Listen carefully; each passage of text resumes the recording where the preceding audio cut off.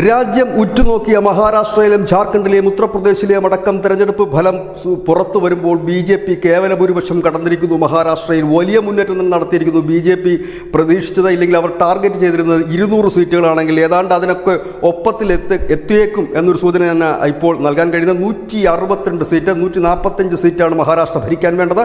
288 നിയമസഭാ സീറ്റുകളാണുള്ളത്. അതിലേതാണ്ട് 162 സീറ്റിലേക്ക് NDA മുന്നേറുന്നു. കോൺഗ്രസിന്റെ സഖ്യം മഹാവികാസ് അഗാഡി ശിവസേനയും NCPയും കോൺഗ്രസും അടങ്ങുന്ന സഖ്യത്തിന് 110 സീറ്റിലേക്ക് ഒതുങ്ങേണ്ടി വന്നിരിക്കുന്ന ഒരു കാഴ്ചയാണ് ഇപ്പോൾ കാണാൻ കഴിയുന്നത്. ഇതിൽ ഈ ട്രെൻഡിൽ നിന്ന് വ്യക്തമാകുന്ന മഹാരാഷ്ട്ര BJP പിടിക്കുമെന്നുള്ളത് തന്നെയാണ്.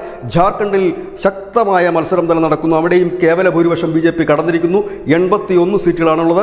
ഭരിക്കാൻ വേണ്ടത് 42 സീറ്റാണ്. ആ 42 സീറ്റ് BJP കടന്നിരിക്കുന്നു. പക്ഷേ എന്നാൽ അതിൻ്റെ അടുത്ത് തന്നെ കോൺഗ്രസ് എത്തി നിൽക്കുന്നു എന്നൊരു കാര്യം കൂടി ഇവിടെ ശ്രദ്ധേയമാണ്. 37 സീറ്റുകൾ കോൺഗ്രസിനുമുണ്ട്. ഉത്തർപ്രദേശിലേക്ക് വരുമ്പോൾ 9-6 ലീഡ് ചെയ്യുന്നത് BJP ആണ്. കേരളത്തിൽ പാലക്കാട് BJP ലീഡ് ചെയ്യുന്നുണ്ടെങ്കിലും ആ ഒരു ലീഡ് അത്ര ആശ്വാസകരമല്ല BJP സംബന്ധിച്ച്. പക്ഷേ രാജ്യം ഉറ്റുനോക്കുന്ന പ്രധാന തെരഞ്ഞെടുപ്പ് മഹാരാഷ്ട്രയിലെ തന്നെയാണ്. News desk news India Malayalam.